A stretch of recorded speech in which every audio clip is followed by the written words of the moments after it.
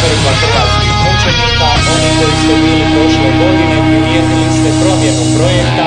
Sada, kako mnogi kažu, ovo više sliči na crkvu nego ono prije.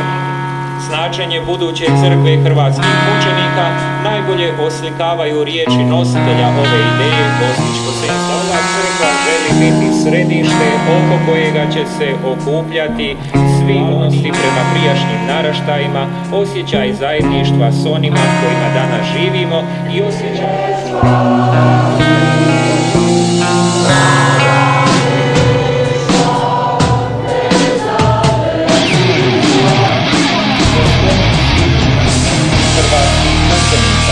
Danas ovdje imamo 47 različitih znamenja svih dijelova Bosne i Hercegovine i Hrvatske.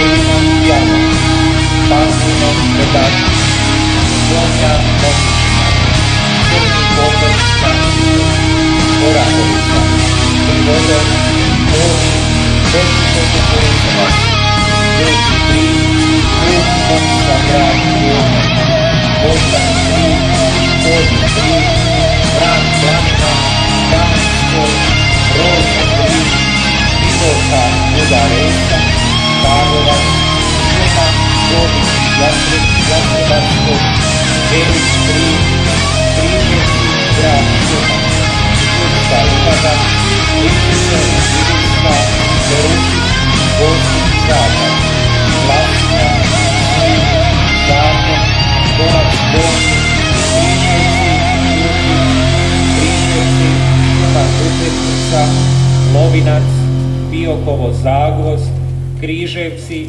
Vojnikovac, Vojnić, Trilj, Elina Jama, Jabuka Zid, Dancovica, Cesica, Sveti.